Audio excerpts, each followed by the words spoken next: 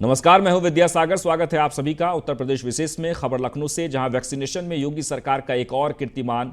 UP में 5 करोड़ से ज्यादा लोगों को दोनों डोज लग चुकी है। यूपी में 11 करोड़ 21 लाख से ज्यादा लोगों को पहली डोज लगाई गई है।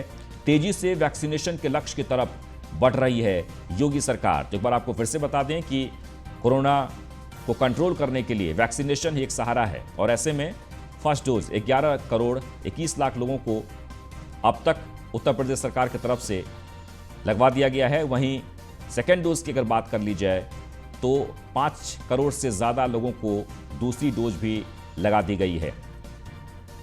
तो ऐसे में देश में सबसे आगे वैक्सीनेशन को लेकर उत्तर प्रदेश की सरकार आगे चल रही है, यानी लगातार वैक्सीनेशन करने में उत्तर प्रदेश की सरकार जुटी हुई है। और ऐसे में मुख्यमंत्री ने ट्वीट किया है, उत्तर प्रदेश 5 करोड़ से अधिक लोगों को कोविड टीके की दोनों डोज का सुरक्षा कवच प्रदान करने वाला देश का प्रथम राज्य बन गया है। कोरोना की पराजय सुनिश्चित करती यह उपलब्धि आदरणीय प्रधानमंत्री जी के मार्गदर्शन व स्वास्थ्य कर्मियों के परिश्रम का प्रतिफल है। आप भी अवश्य लगवाएं टीका जीत का।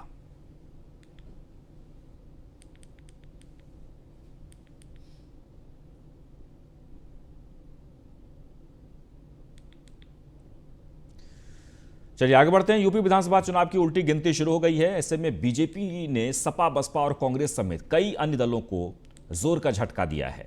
बीजेपी ने सपा, बसपा और कांग्रेस के नेताओं को पार्टी में शामिल किया, और इसी के साथ बीजेपी अपने कुनबे को लगातार मजबूत करती दिखाई दे रही है। यूपी विधानसभा चुनाव 2022 से पहले नेताओं का दल बदलने का सिलसिला जारी है।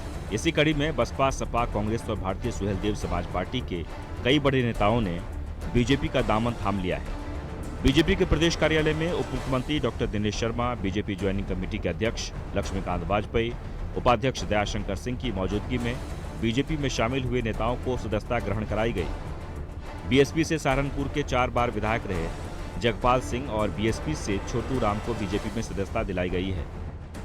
इसी तरह बलिया नगर पालिका चेयरमैन अजय कुमार, अमरेश कुमार भी बीजेपी में शामिल हुए हैं, जबकि कांग्रेस से शैलेंद्र सिंह पप्पू और सपा से राणा दिनेश प्रताप बीजेपी में शामिल हुए। दलों को अपने में विलय करा रही हैं या फिर उनका गठन कर रही है।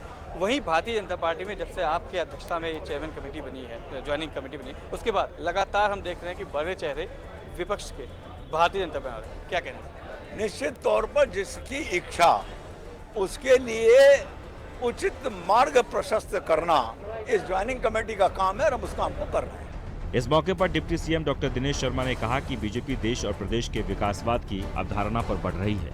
उन्होंने कहा कि दोषारोपण के नाम पर विपक्ष सत्ता में आना चाहता है, जबकि हमारी डबल इंजन की सरकार में देश और प्रदेश का बेहतर समन्वय हो रहा है। बीजेपी दोबारा जनादेश प्राप्त करने जा रही है। फिर आपको उसका स्क्रीनिंग कमेटी का चेयरमैन बनाया गया। क्या मापदंड है, क्या बिंदु है जिसको लेके स्क्रीनिंग कमेटी को सीधे सीधे आपराधिक इतिहास ना हो, राजनीतिक कार्यकर्ता के नाते उनका कोई समाज विरोधी कृत्य ना हो, और इसके साथ ही साथ स्क्रीनिंग कमेटी का काम है कुल मिलाकर अपने दल के लिए उपयुक्त हो, लाभकारी हो, हानिकारक ना हो, ये इसका मापदंड है।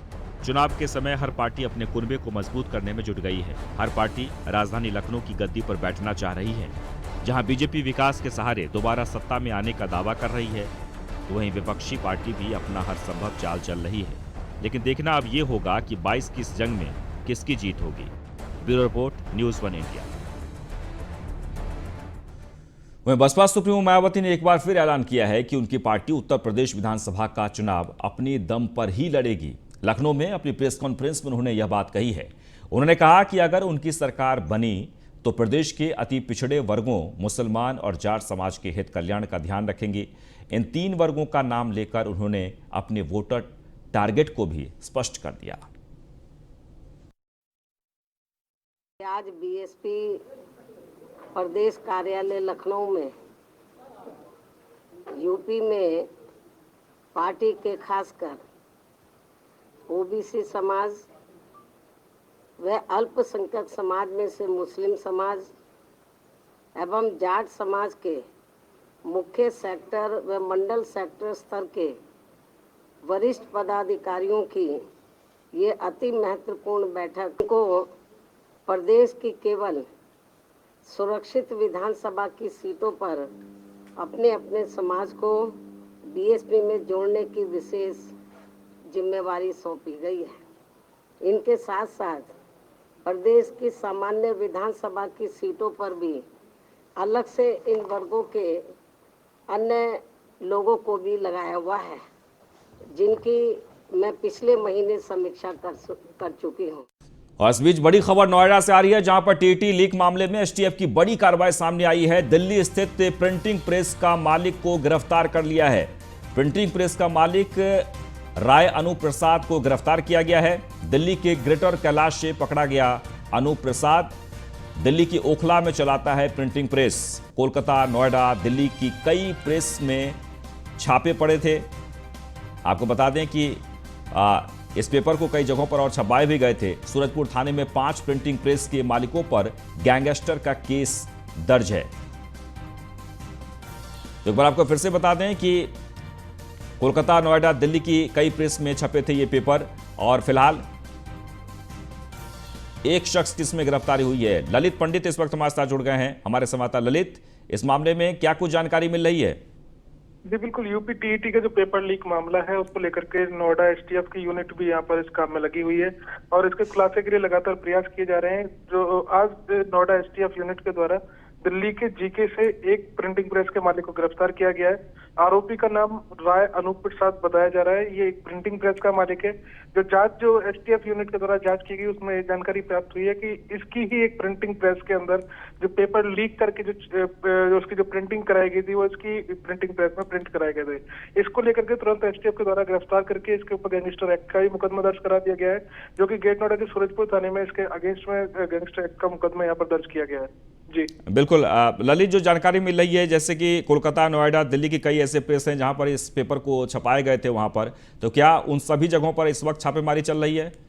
बिल्कुल, जिस तरह से अभी नोएडा एसटीएफ यूनिट के द्वारा बताया गया कि उनके द्वारा भी लगातार जहां पर जैसे अभी इसको गिरफ्तार किया गया तो इससे जो पूछताछ में कई ऐसे फैक्ट्स सामने आए हैं कि कोलकाता, नोएडा, दिल्ली में कई प्रिंटिंग प्रेसों पर इस तरह के जो पेपर थे उनको छपाया गया था। तो उसको लेकर के जगह जगह पर एसटीएफ यूनिट के द्वारा छापेमारी की जा रही है और छापेमारी के बाद में जो गिरफ्तारी की जाएगी उसके संबंध में एसटीएफ के द्वारा आगे सूचना दी जाएगी। जी बिल्कुल। एक बहुत ही अहम सवाल ये है कि पूछताछ हो रही होगी, क्या कुछ खुलासा हो रहा है उसमें? सबसे बड़ी चीज, जिस तरह से जो यूपी टीटी का जो पेपर लीक हुआ था तो उस पेपर की जो कॉपी थी वो कहाँ पर प्रिंट हुई थी, इसको लेकर के एक बड़ा सवाल था। तो उसको लेकर के लगातार नोएडा एसटीएफ यूनिट लगी हुई थी और जब उन्हें सूचना मिलती है कि ये दिल्ली में प्रिंट हुआ, दिल्ली के जीके में एक प्रिंटिंग प्रेस पर प्रिंट हुआ है, तो तुरंत नोएडा एसटीएफ यूनिट के द्वारा दिल्ली में दबिश देकर के जो आरोपी है उसको गिरफ्तार कर लिया गया है। साथ में अभी जो इससे पूछताछ है उसके संबंध में एसटीएफ यूनिट के द्वारा बताया गया है कि जो इसने जो अन्य जो ठिकाने हैं जहां जहां पर प्रिंटिंग हुई है उसके संबंध में राय अनूप प्रसाद के द्वारा बताया गया है और उसको लेकर के एसटीएफ यूनिट के द्वारा जांच की जा रही है। चलिए, बहुत बहुत शुक्रिया।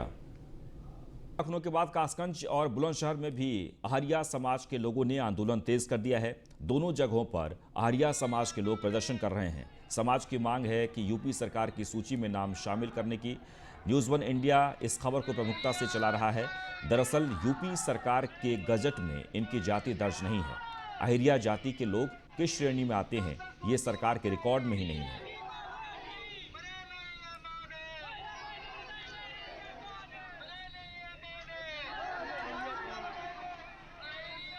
तो ये दो तस्वीर हम आपको दिखा रहे हैं कासगंज और बुलंदशहर की। दरअसल आहरिया समाज के लोग प्रोटेस्ट कर रहे हैं। उनका कहना है कि ये किस कैटेगरी में आते हैं वो इनको जानकारी नहीं है। सरकार ने कहीं भी इस जाति को कैटेगरी वाइज नहीं बांटा है या नाम नहीं रखा है। यूपी सरकार की सूची में शामिल करने की मांग की गई है आहरिया समाज के द्वारा। दरअसल देश को आज़ादी मिले 70 साल से भी ज़्यादा वक्त बीतने के बाद भी आहरिया जाति को उसका हक नहीं मिला है। यूपी सरकार की सूची में शामिल किए जाने की मांग को लेकर लखनऊ में आहरिया समाज के लोग करीब 3 सप्ताह से लगातार धरना प्रदर्शन कर रहे हैं। 70 साल से हक की लड़ाई, राजधानी की सड़कों पर अस्तित्व की मांग, 35 लाख आबादी की अनदेखी।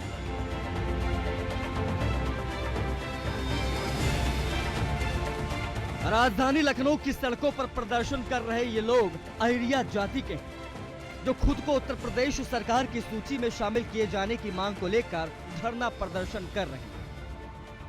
हमारी मांगे पूरी करो, हमारी मांगे पूरी करो, हमारी मांगे पूरी करो, हमारी मांगे पूरी करो। इस प्रदर्शन में महिलाएं और बुजुर्ग भी शामिल हैं।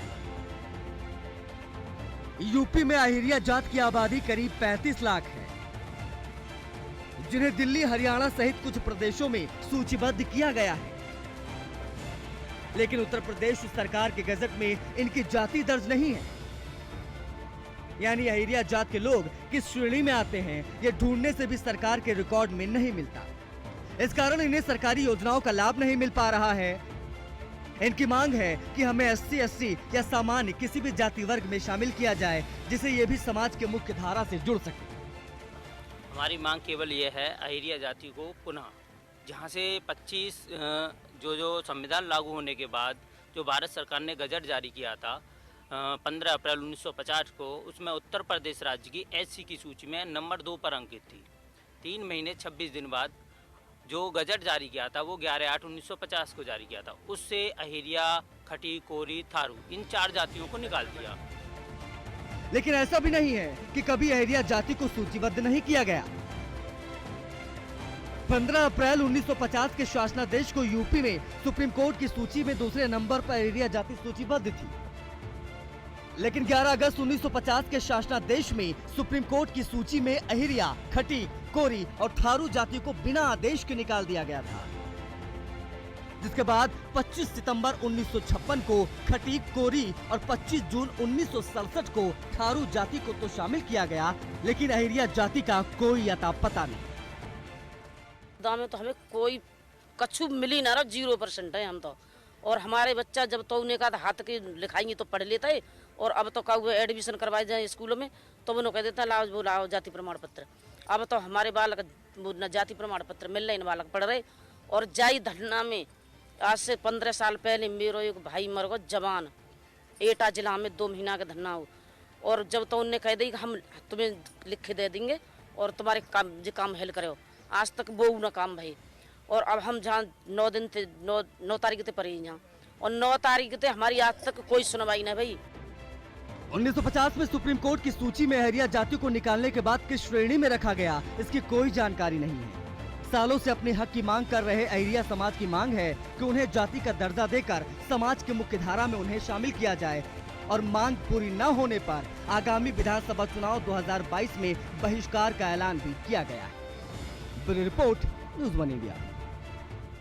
और इसके साथ ही इस बुलेटिन में बस इतना ही, लेकिन आप बने रहें न्यूज़ 1 इंडिया के साथ। नमस्कार।